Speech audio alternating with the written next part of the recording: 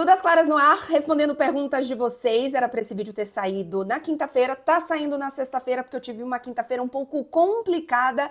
E vamos falar a verdade, eu precisei digerir um pouco a derrota do Bahia. Vai ser muito assunto por aqui, é o principal assunto das perguntas de vocês, mas tem outras coisas também interessantes sobre seleção brasileira, sobre PSG, sobre jornalismo. Então fica aqui comigo que tem muita pergunta além do Bahia para conversar com vocês. Deixa o like por aqui, se puder também hypar o vídeo. O vídeo super me ajuda, porque mais gente vai chegar por aqui. Se inscreve no canal e, claro, comentários. Quero opinião de vocês sobre os assuntos que serão tratados por aqui. Como tem muita coisa de Bahia, gente, eu não separei. Normalmente, quando tem Tudo às Claras, eu começo com Bahia e depois eu vou para as outras perguntas. Só que tem muita coisa de Bahia, então vai ser à medida que for aparecendo por aqui, até porque hoje é sexta-feira e é um grande dia pra gente comemorar, não é mesmo? A minha opinião, em algumas coisas a gente comemora, em outras coisas, infelizmente, não, como foi o caso da derrota do Bahia. O Pivo Bonfim começa perguntando o que eu acho da postura do Bahia nos jogos mais decisivos neste ano. E aí tem várias perguntas sobre a minha análise da derrota para o Fluminense, por que eu acho que o Bahia jogou daquele jeito, o que eu achei do vexame, da vergonha, do fracasso e etc, etc, etc. E aí eu nem vou analisar aqui o jogo em si, escalação e tal, porque o jogo foi quarta-feira, a gente já digeriu essa parte, mas queria trazer um pouco dos meus pontos sobre essa eliminação. Acho que primeiro tem um ponto que é muito claro, é que foi muito merecida a classificação do Fluminense. O Fluminense jogou melhor, inclusive, na primeira partida, o Bahia fez um 1-0 e jogou melhor na segunda partida também. Ainda que não tenha sido um Fluminense bailarino maravilhoso, né? Não foi o caso, e é uma das coisas que mais me incomoda em relação a essa eliminação. Mas o ponto é que o Bahia foi dominado nos dois aspectos principais que eu acho que um jogo de futebol pode ter, né? A parte tática, o jogo em si, o Bahia foi dominado em campo, e aí a gente vai falar mais sobre o Rogério Ceni aqui, mas obviamente quando a gente fala do coletivo, ele é o responsável pelo coletivo no sentido tático. Eu acho que tiveram alguns erros, não digo de preparação, porque no fim das contas a preparação é aquela história, todo técnico na preparação imagina que o que ele está fazendo é o que vai levar o time ao triunfo, né, ou à classificação. Então, eu não sei se eu não gosto de dizer que a preparação foi feita errada, mas a leitura durante o jogo, para mim, foi errada, e algumas decisões táticas, de opção de substituição, o fato, por exemplo, do Nestor nem ter entrado em campo, tiveram umas decisões em termos de campo e bola que eu acho que o Bahia, a comissão técnica, os jogadores, enfim, não só a parte coletiva, mas individualmente, né? Muitos jogadores errando, então tem essa parte que o Bahia foi dominado. E o outro ponto é a questão da atitude, é a questão do comportamento. E para mim, talvez essa seja, e eu obviamente escutei muito, assisti muito outros jornalistas que cobrem o Bahia, que estiveram inclusive no Maracanã, e falaram muito sobre isso, e foi de fato o ponto principal, o ponto de atenção de todas as análises, né? A atitude do Bahia, o comportamento do Bahia.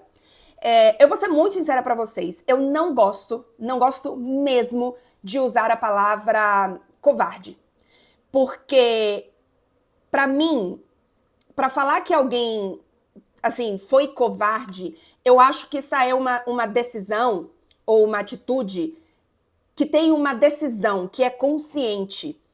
E eu não acho que foi o que aconteceu. Eu acho que o Bahia não conseguiu ter coragem em campo, mas eu não acho que os jogadores do Bahia tomaram uma decisão de falar, olha, estou com medo, então não vou atacar, estou com medo, então não vou ter intensidade. Por isso que eu não gosto da palavra. Eu entendo quando vocês falam e tá tudo certo achar isso, mas eu não gosto da palavra. Porque, para mim, ela pressupõe uma decisão de ter medo, sabe? Para mim, ela é uma decisão. E eu não acho que foi uma decisão. Eu acho... E aí é difícil saber o que vem primeiro. Se foi a parte, o domínio técnico, tático do Fluminense que fez os jogadores do Bahia recuarem, ou se foi o contrário, né? A postura do Bahia que fez com que os jogadores do Fluminense fizessem uma partida melhor do que talvez fizessem se o Bahia tivesse tido uma atitude diferente. Eu acho que faltou algum tipo de experiência, de cancha para o Bahia. E sim, não foi legal, até porque é um padrão que tem acontecido mais de uma vez, né? Não foi nesta partida que o Bahia mostrou essa deficiência. Eu acho que é uma deficiência deste time. Vou usar essa palavra, se encolher, mesmo que sem querer, porque eu não acho que é uma decisão consciente, eu realmente não acho, mas o Bahia se encolheu nos grandes jogos de mata-mata dessa temporada em especial. E, obviamente, vou trazer aqui Libertadores, aquela derrota em casa, foi pro Nacional, não foi? Se não foi, mas vocês vão saber qual que é. O que ele perde em casa na Libertadores, que depois precisa vencer os 2 jogos fora e não vai vencer os 2 jogos fora. O Bahia perde a classificação na fase de grupos da Libertadores, para mim, nessa partida da Fonte Nova, e eu acho que todo mundo mais ou menos pensa. Então, em especial, essa partida e agora nessas semifinais. O Bahia fez grandes jogos contra grandes adversários. Vamos lembrar do Palmeiras, por exemplo.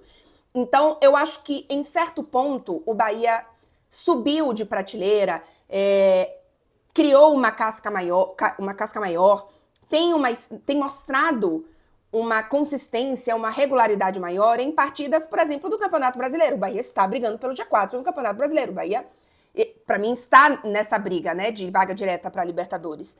Mas quando a gente fala de mata-mata contra equipes que nem são melhores, mas que têm, nos últimos anos, um protagonismo maior, o Bahia se encolhe. Sim, isso está acontecendo. E aí, o Bahia tem uma psicóloga, inclusive. Eu confesso que eu não sei exatamente como se resolve essa questão, porque me parece, neste momento, uma característica deste time, deste grupo. Este grupo ainda não se sente grande o suficiente ou confiante o suficiente para bater de frente com, por exemplo, um Fluminense no Maracanã. Porque, assim, gente, em termos de competitividade, o Bahia tinha condições. Na temporada passada contra o Flamengo, eu me incomodei menos. Porque a temporada passada contra o Flamengo, eu acho que o Flamengo é um time, em geral, melhor e com... Assim, ele dá um checkzinho em todas as caixinhas que o Fluminense não dá em todas as caixinhas. Então, contra o Flamengo, beleza, assim, claro que a gente queria que tivesse passado, mas eu acho que era uma equipe maior, eu acho que o Bahia estava ainda num processo diferente, num estágio diferente de amadurecimento, e neste agora, para mim o Bahia tinha que ter dado um passo a mais. E aí, é aquela coisa, e vai fazer o quê, né? E qual que é a solução para isso? Sinceramente, eu não sei, mas me incomoda que o Rogério Ceni não saiba. Eu gosto que o Rogério Ceni, eu vou falar mais sobre ele aqui, que ele admite que foi ruim. Ele não foi, assim, ele não tava, não é ilusionado, esqueci a palavra, quando você, enfim, vê coisas. Gente, só tô ouvindo a palavra para mim em outros idiomas e nenhum, perdão. Delirando, essa era a palavra que eu queria. Ele não delirou que o Bahia jogou bem, mas que só perdeu porque teve, sei lá, um pênalti injusto, que o Bahia jogou bem, o Bahia, assim, ele viu o jogo, ele achou o jogo ruim, ele foi uma bosta. Mas, ele falou que foi uma merda, agora eu não lembro mais, mas enfim, ao menos ele viu isso. Mas me incomoda que ele não saiba o porquê. Porque eu não saber o porquê, beleza. Eu não saber por que o Bahia teve essa atitude, por que o Bahia tem tido essa atitude de se encolher em alguns jogos grandes, beleza, não tô lá dentro, eu não sei como é o trabalho com a psicóloga, eu não sei no dia a dia dos jogadores o quanto que eles parecem sentir ou não, mas o Rogério deveria saber. Então, acho que isso é um ponto importante de lição para o Bahia tirar desse jogo, porque tá assim, tem muita coisa melhor. A gente tá vendo um Bahia brigar por Libertadores, por vaga direta. A gente tá vendo o jogador do Bahia na seleção brasileira. A gente tá vendo um Bahia que faz grandes jogos, que enfrenta adversários e vence como o Palmeiras. Minha memória é péssima, enfim, que assim, destrói com uma equipe basicamente reserva na Copa do Nordeste, mas tinha que ter dado, para mim, tinha que ter dado esse passo a mais. Não estávamos falando aqui da melhor equipe do mundo. O Fluminense não fez os seus 2 melhores jogos na temporada e conseguiu vencer o Bahia. Então, assim, me incomoda demais e me deixou frustrada demais. E aí, a pergunta depois da na.nana6785 é: o que falta para o Bahia dar o passo a mais? Ou é ter paciência? Eu acho que são coisas diferentes. E vocês me conhecem aqui no canal, eu tenho muita paciência. Eu, por exemplo, estou muito paciente com o próximo passo do Bahia em termos de título nacional. Por exemplo, voltar a ganhar um campeonato brasileiro. Eu tô muito segura de que vai vir um título nacional nos próximos anos, a própria Copa do Brasil. Mas neste jogo, nessa eliminatória específica, eu acho que a gente precisa tirar mais do que paciência. Porque se o Bahia tivesse competido melhor, se o Fluminense tivesse sido muito melhor do que o Bahia, se o Bahia tivesse jogado bem e perdido, o que pode acontecer, eu consigo ver que é paciência, que é uma questão de tempo. Mas do jeito que foi, é um padrão que vem se repetindo, que é sim para se preocupar, que é sim para o Rogério Ceni, para a comissão técnica, para a diretoria, colocar uma lupa aí e tentar entender o que está acontecendo, porque não foi a primeira vez. Eu não gosto da palavra covarde, eu não gosto do vergonha, vexame, eu não sei, eu tenho um pouco de... eu questiono muito essas palavras, porque para mim elas pressupõem uma decisão de acontecer assim, sabe? De você tomar a decisão de se acovardar, de você tomar a decisão de não ter coragem, né? Enfim, acho que eu tô falando a mesma coisa, mas de formas diferentes. Mas eu entendo o sentimento, só não consigo ir para o lado de que os jogadores tomaram a decisão de se apequenar. Eu não acho que é uma decisão consciente, então é por isso que precisa ser olhado com uma lupa. Eu não acho que ninguém ali do Bahia fez corpo mole. Realmente não acredito nisso. Então, muito menos o Rogério Ceni. Então, por isso que eu tenho muito cuidado para usar essas palavras. Mas eu entendo que tem um comportamento ali de se apequenarem em jogos assim que precisa ser avaliado, precisa ser entendido, porque ele não é apenas uma vez, né? E aí, assim, gente, outros pontos aqui. Eu trouxe esse ponto, né, de que foi dominado nas duas questões, tanto na atitude quanto em campo. O ponto 2, que eu acho que o contexto, a gente pode falar que veio de uma data FIFA e que o Fluminense teve mais tempo para descansar, que o Jean Lucas chegou tendo jogado na altitude, que a gente não tinha Caio Alexandre, que a gente não tinha Eric Pulga, e para mim são os 2 desfalques principais, assim, desse Bahia. Mas, assim, o Bahia já teve esses jogadores em outros jogos grandes nesse sentido, e também falhou, e também teve esse padrão de comportamento. Então, os desfalques, para mim, eles são ingredientes, mas eles não são o principal ingrediente do resultado final. Então, ok, é um ponto, mas para mim não é um ponto tão importante assim. E o terceiro ponto é o Rogério Ceni, mas vai ter pergunta sobre ele aqui, então eu vou responder um pouquinho mais.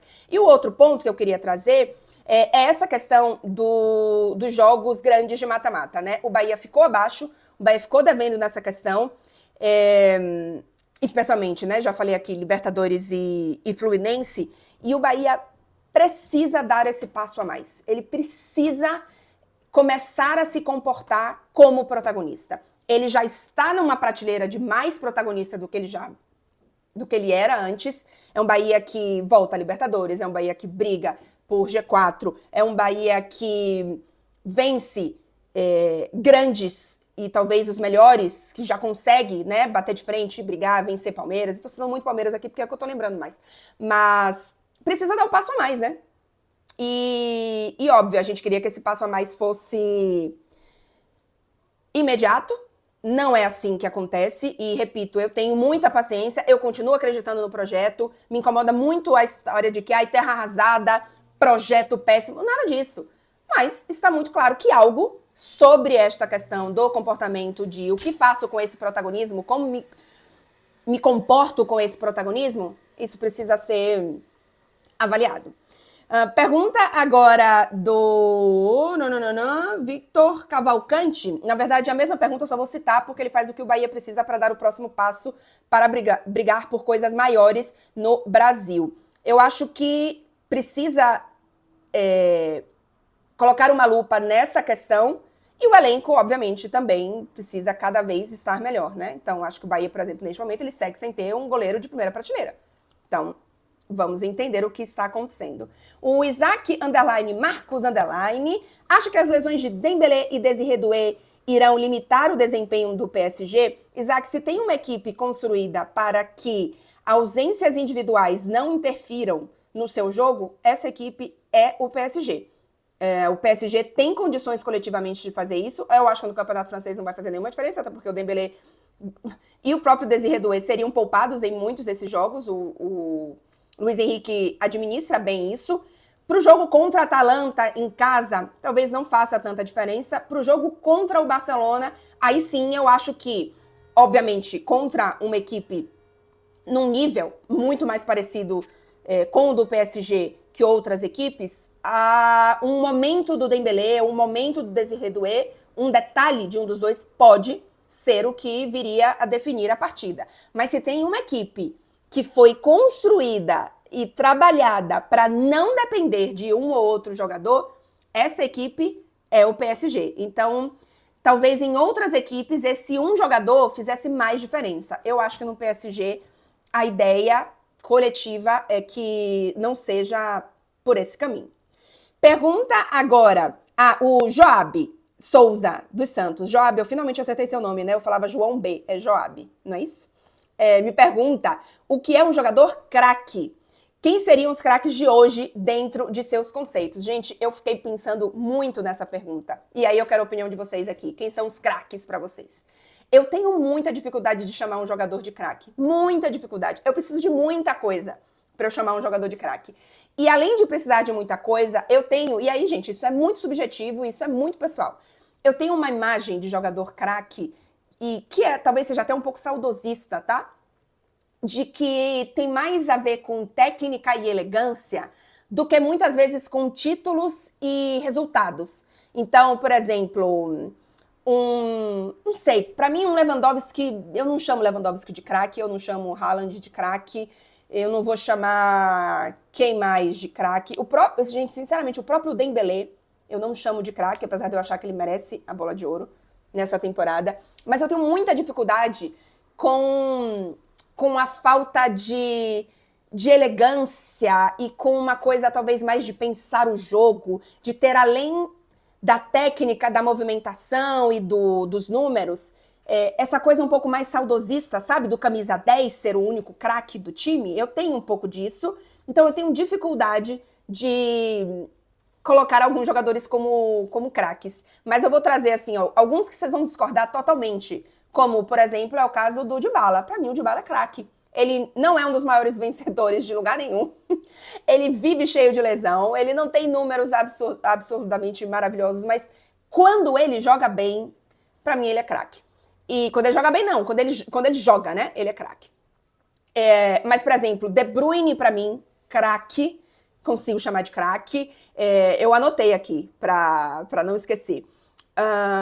Quem mais que eu chamo de craque atualmente? Salah, para mim, é craque. Consistência, elegância, eficácia, assim, craque para mim. Eu acho o Pedri craque. Acho Pedri craque. E aí, vocês estão vendo que eu tenho dificuldade. Tirando o Salah, eu tenho um pouco de dificuldade com atacantes velozes de drible, por exemplo. Eu sei que o Lamine Yamal é craque, mas pra mim, vocês vão achar que eu sou louca, mas pra mim o De Bruyne é mais refinado e é mais craque do que o Lamine Yamal. Porque eu acho que tem uma coisa de, repito, meio saudosista do camisa 10, de visão de jogo, de inteligência em campo, que para mim é o que caracteriza mais o craque. Então eu tenho um pouco de dificuldade de colocar jogadores que são muito, muito bons, e o Lamine Yamal é craque, mas vocês entenderam que tem umas prateleiras aí diferentes, que são atacantes por conta disso. E eu quero a opinião de vocês, se vocês discordam totalmente comigo ou se vocês concordam com essa minha definição aí um pouco torta. A atriz Bia, mais conhecida como minha sobrinha maravilhosa, pergunta o que eu mais gosto de fazer como jornalista. O que eu mais gosto de fazer como jornalista, sem nenhuma dúvida, é o ao vivo, é o pré, pós-jogo ou durante o jogo, o que seja. Eu gosto de estar ao vivo. Eu gosto muito mais de estar ao vivo do que, por exemplo, fazer uma entrevista. Se eu tiver que escolher entre fazer um jogo completo e fazer uma grande entrevista no fim do jogo, eu prefiro fazer o pré e assim, a transmissão completa, né? Do que fazer uma grande entrevista.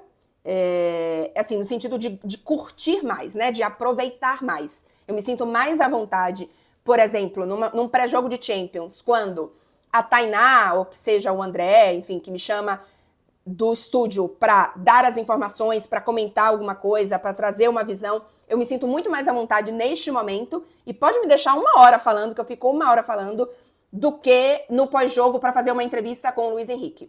Óbvio que eu acho que em termos de importância, muitas vezes a entrevista tem mais importância, mas em termos de aproveitar, de curtir, essa é a parte que eu mais gosto. Eu também não sou jornalista que ama ficar fazendo apuração, fonte, e todo dia falar com o empresário, e não é a minha também, não faço porque preciso fazer, faz parte do trabalho, mas a parte que eu mais curto, que eu mais realmente aproveito é esse ao vivo.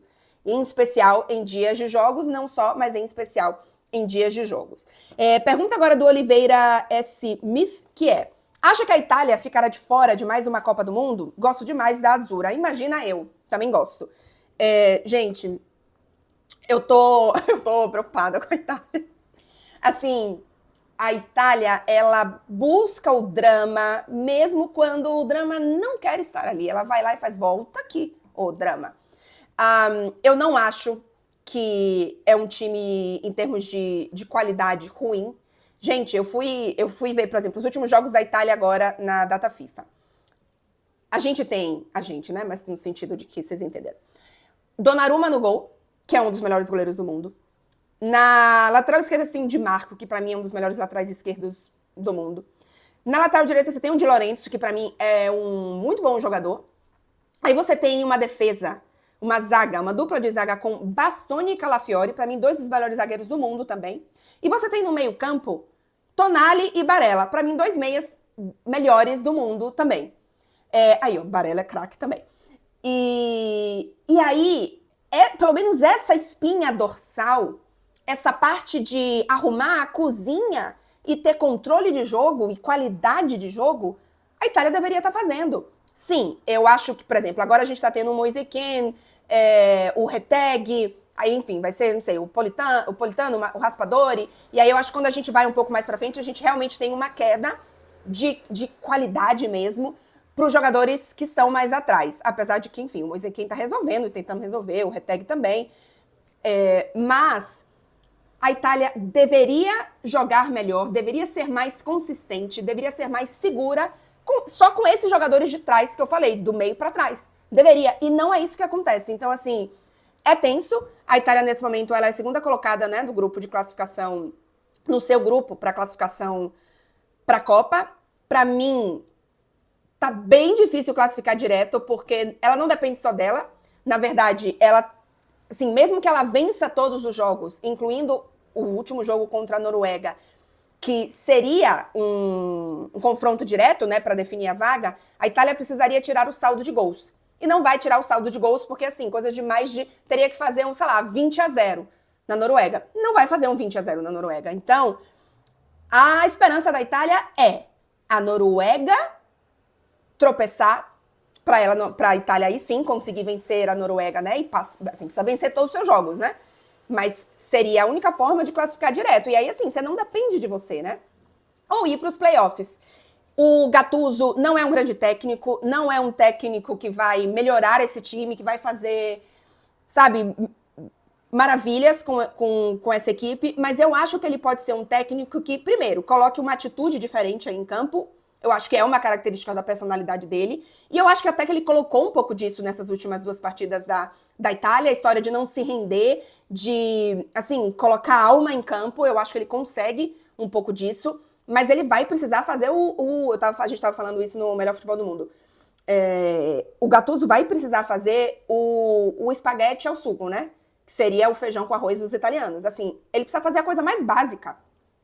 Um espaguete com molho de tomate. Faz isso bem, sabe? Não inventa, porque tem jogadores bons para isso. Ele precisa... Eu não sei se ele vai conseguir, assim, não é um técnico que eu confio, mas ele precisa fazer um espaguete com molho de tomate com essa equipe, sabe? Ele precisa fazer o básico. Porque o básico para essa equipe não é uma equipe ruim. Repito, os nomes não são ruins, gente. Então, mas eu tô tensa, viu? Porque eu já não acho que vai classificar direto. E aí vai ter um playoffs que, querendo ou não, vai ter inclusive uma parte mental aí para essa Itália de lidar com a pressão de correr o risco de ficar de fora pela terceira vez consecutiva de uma Copa do Mundo. Vai ser bizarro se isso acontecer.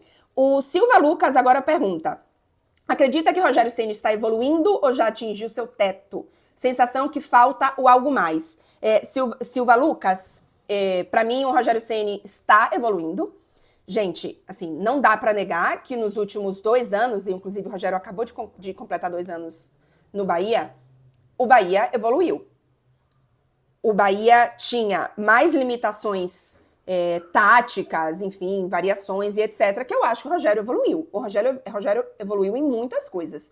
Eu acho que ele evoluiu, inclusive, na postura dele em coletivas, e aí é um ponto, mas o principal, eu acho que ele começou a conseguir ver melhor as variações para essa equipe. Claro que isso também tem a ver com as peças que chegaram, mas para mim ele evoluiu nisso. A gente não pode dizer que o Bahia dessa temporada ele só joga de uma forma. Os jogadores, assim, o Rogério Ceni, por exemplo, ele tem coisas que a gente gostaria que melhorasse, sim, eu ainda acho que pode melhorar, mas o Rogério eu pelo menos não consigo mais ver aquele Rogério que não muda de opinião de jeito nenhum, que não troca um jogador de jeito nenhum. E antes a gente tinha essa sensação, né, de que o Rogério insistia em dogmas e em padrões que a gente falava, não, mas tenta outra coisa, experimenta essa variação, tenta outra forma. E agora eu acho que o Rogério faz isso. Eu tenho, para mim, muito claro essa evolução do Rogério Ceni. Eu acho que ele agora precisa de um próximo passo.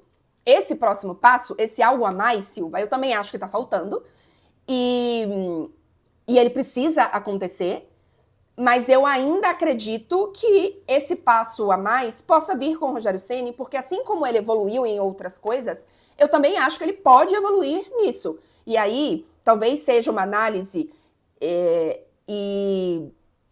enfim, e um diagnóstico que a diretoria vai fazer muito melhor do que, por exemplo, ou talvez quem não acompanhe, porque o diagnóstico que precisa ser feito o Rogério parece um cara disposto a reconhecer que esse passo precisa ser dado, ou o Rogério está dizendo que não, vamos continuar, assim, não tem o que reconhecer, né?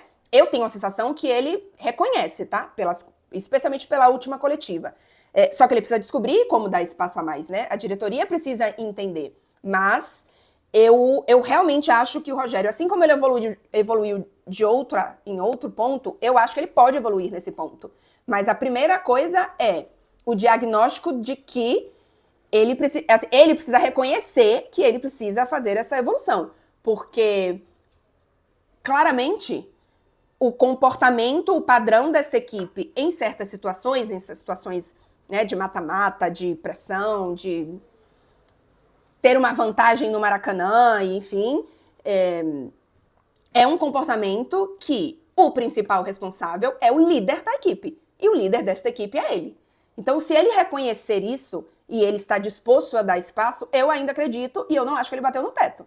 Então, eu vou um pouco por aí. A ADV deve ser advogada, né? Noemi Luiz. Você torce ou tem carinho especial por algum time da Europa? Sou sua fã. Obrigada. Noemi, deve ser Noemi? Então, obviamente eu sou torcedora do Bahia, mas eu tenho um carinho muito, muito, muito, muito grande pela Juventus. Eu já, enfim, quem acompanha mais o canal aqui sabe. Quando eu vou para a Itália, inclusive, assim, eu já gostava muito da Juventus por conta do Buffon. Então, a minha ligação na Itália, assim, do futebol que eu gostava muito, sempre não, mas com o Buffon virou a Juventus. E quando eu fui morar em Turim, eu me apaixonei pela Juventus, assim, sabe? Obviamente, como um segundo time, né? Como outra coisa. Que é completamente diferente do Bahia. A Juventus não me estressa. A Juventus, assim, não me arranca lágrimas, né? Mas carinho, eu tenho muito carinho pela Juventus. Realmente tem um sentimento diferente ali. Eu já gostei de outras equipes quando eu era mais nova. Por exemplo, na Inglaterra, quando eu era bem mais nova, inclusive a minha primeira camisa internacional de time, roubada do meu irmão, foi uma camisa do Manchester United. Eu adorava o Manchester United. Nossa, quando o Beckham jogava lá, eu era bem coisa de, assim, de garota, sabe? Que começou a gostar mais de futebol, de ver mais futebol internacional, e eu amava o United. Um tempo depois, a equipe que, assim, que eu mais gostava no futebol europeu era o Barcelona. Por conta, obviamente, enfim, da era que não começa, né? Mas, assim, a grande era do Guardiola, com o início do Messi. Eu curtia muito. Iniesta, nossa, assim, era uma época que eu curtia muito o Barcelona, que eu tinha um carinho, assim muito grande pelo Barcelona. Então, por exemplo, eu lembro que quando, há muitos e muitos anos, Guardiola ainda estava no Barcelona, eu fiz uma viagem, assim, o principal objetivo da viagem era assistir um jogo do Barcelona no Camp Nou. Assisti, inclusive, o Barcelona goleou, acho que foi um 5-1 contra o Valência, uma coisa assim, gol do Messi, enfim. Então, era o Barcelona. Mas depois da fase do Barcelona, virou a Juventus e até hoje é a Juventus, até porque eu tenho um carinho muito, muito especial pelo futebol italiano. Agora, o que eu mais torço hoje em dia é o PSG. Porque, obviamente, se o PSG chegar na final da Champions, a chance de eu estar na final da Champions é, sei lá, 99%. Se a Juventus chega, não me garante na final. Então, em termos de torcer, não só por essa questão do sentimento, do carinho, é o PSG. E a Nick William me pergunta: Bahia campeão da Libertadores ou Brasil campeão da Copa em 2026? Yannick, mas assim, eu não preciso pensar nem por um segundo para te dar essa resposta. É óbvio para mim que é o Bahia campeão da Libertadores. Primeiro, que eu já vi a seleção brasileira ser campeã 2 vezes, porque eu vi 94 e eu vi 2002. Eu já passei dos 40 anos, então a primeira Copa que eu lembro é 94, então eu lembro, assim, eu lembro da Copa, não é que eu não tinha 4 anos na Copa, sabe? Eu já tinha 11 anos em 94. Então, eu lembro de 94 e eu lembro ainda mais, obviamente, de 2002. Mas, assim, eu já vi o Brasil ser campeão 2 vezes. E hoje eu não tenho um sentimento pela seleção brasileira que, nessa época, era até maior do que é hoje. É um sentimento diferente, não chega nem perto da mesma coisa. Então, assim, eu não tenho nenhuma dúvida que... Gente, eu assim, 99,9% dos torcedores do Bahia escolheriam, mas assim, sem nem piscar, Bahia campeão da Libertadores no lugar da seleção brasileira campeã da Copa em 2026. Vocês são torcedores do Bahia? Concordem aqui comigo, porque eu acho que vocês vão concordar comigo. E mais uma pergunta aqui para fechar sobre o Bahia, o Traço e Movimento. Se eu concordo que a venda de Lúcio foi irresponsável, metade da temporada, lesões, sem elenco. Eu não concordo que foi irresponsável. Eu acho que era irrecusável.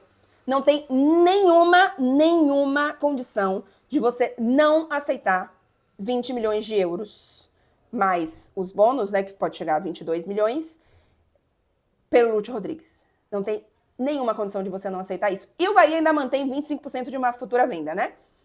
Não tem nenhuma condição de você não aceitar isso. E Traço o Movimento, se fosse o Eric Pulga, eu poderia concordar com você. O Lúcio, não.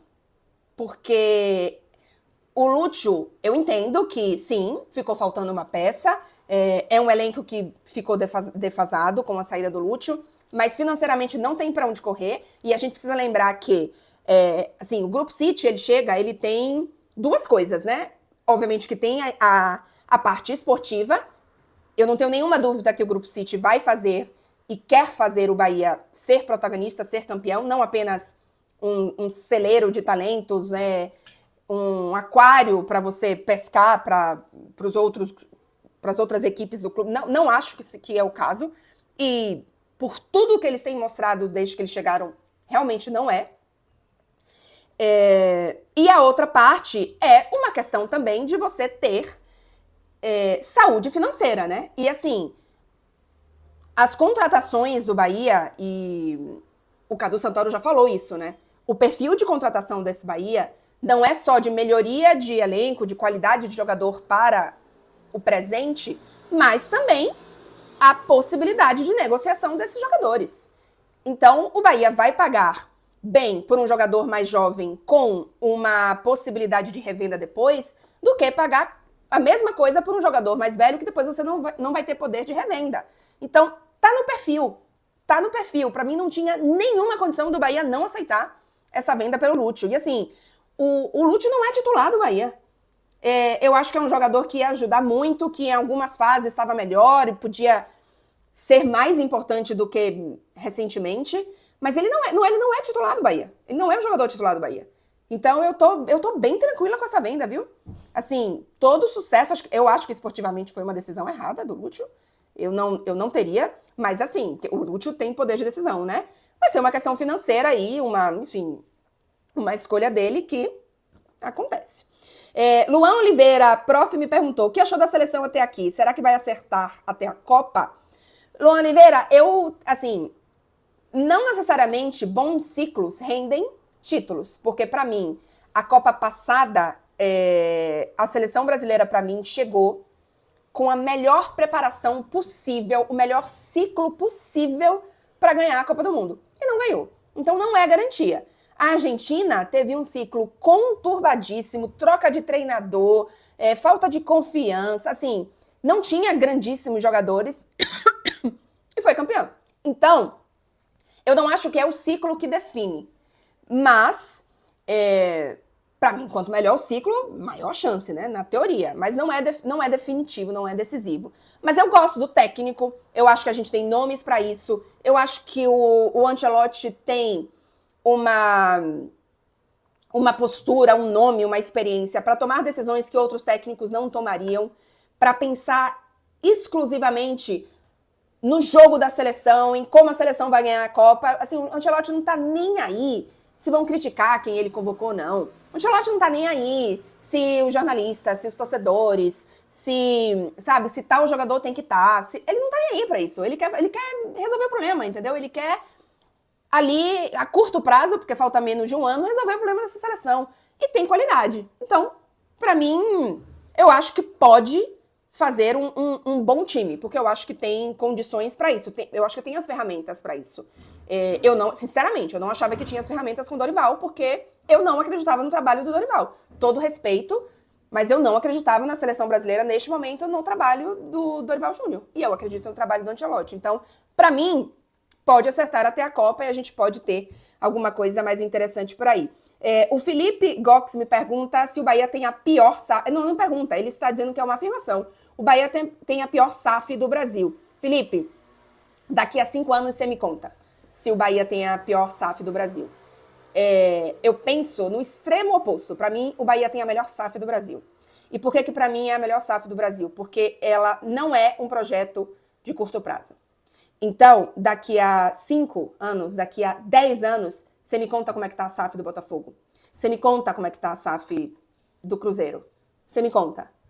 E a do Bahia, eu tenho certeza, mas assim, eu tenho certeza absoluta que vai estar bem. Então, pra mim, assim, eu vou no extremo oposto. Extremo oposto. Botafogo ganhou tudo que podia ganhar a curto prazo. Sim, mas vamos ver como é que vai estar o Botafogo ano que vem. Vamos ver como é que vai estar ano que vem, não, daqui a 5 anos. Hoje já tá devendo para meio mundo, sabe? Então, assim, pra mim, a SAF do Bahia é a mais responsável e a mais confiável que existe. Então, pra mim, ela é a melhor, mesmo que ainda não tenha dado títulos nacionais. E tem outra coisa, talvez fosse o maior desafio, né? Porque a equipe dessas que eu falei, por exemplo, menos protagonista. Então, é uma montanha maior pro Bahia. Mas, enfim, daqui a 5 anos, Felipe, quem sabe esse canal ainda exista e a gente fale sobre isso. E o Hugo Vilas.1999, o que foi mais difícil de se adaptar quando você chegou na França? Falta de sol. É o que eu sempre falo por aqui. É o que eu mais sinto falta, é a falta de sol em Paris. Não só porque chove bastante, mas fica... Gente, quando chega novembro até março, a gente vê sol, assim, uma vez na semana e olhe lá. Às vezes fica semanas sem você ver o sol, sem você ver céu limpo. É só tudo nublado, é só o tempo inteiro céu branco, de nuvem. Você não vê o céu, você não vê o sol. E é o que eu mais sinto falta. Turim era uma cidade mais fria, mas é uma cidade que faz muito sol. Turim é uma das cidades que mais faz sol na Europa. É uma cidade que chove pouco e que, assim, muito pouco, mesmo no inverno, fica nublada, né? É frio, mas com sol. E aí, essa é a minha maior dificuldade aqui em Paris. Até mais do que o custo de vida, viu? Porque essa também é uma dificuldade. Turim tinha um custo de vida em torno de 30% mais barata do que... Tirando aluguel, que aí vai ser 50%, mas custo de vida, mercado, academia, transporte, enfim, todas essas coisas, Paris é 30% mais caro do que Turim. Então, essa foi uma dificuldade, mas essa dificuldade a gente resolve com a parte financeira, né? A falta de sol eu não consigo resolver. Enfim, então, é essa. Gente, 40 minutos respondendo perguntas de vocês aqui. Não saiam do vídeo sem deixar o like, porque super me ajuda, não custa absolutamente nada pra vocês. Se inscreve no canal, a gente tá com a meta de chegar a 50k agora, neste início de Liga dos Campeões. Falta muita gente, mas se você gostou desse vídeo, gosta do canal, compartilha ele com mais gente, para mais gente se inscrever por aqui, e comentários que eu tô sempre lendo e respondendo vocês. Semana que vem tem Liga dos Campeões, então a gente vai ter vídeo, provavelmente, tentarei, terça, quarta e quinta, tá? Terça, analisando o pós-jogo de Juventus, isso. Quarta, analisando o pós-jogo do PSG, que é o que eu vou estar, aqui, PSG e Atalanta, então analisando, obviamente, também a Atalanta. E na quinta-feira tem jogo do Napoli City, se eu não me engano. Isso, City e Napoli, no caso, que também será provavelmente o jogo que eu vou acompanhar com mais atenção. Então, semana que vem, a gente tem provavelmente 3 jogos com análise aqui de Liga dos Campeões. E vou tentar, no fim da semana, talvez na sexta ou no final de semana, claramente tricolor, tá? Mas aí depende da quantidade de demanda do que eu vou estar por aqui. Mas é isso. Bom fim de semana. Eita! Bom fim de semana para todo mundo. Comemorem, se vocês têm o que comemorar. E é isso. Semana que vem, volta a Champions. Tchau, tchau, gente.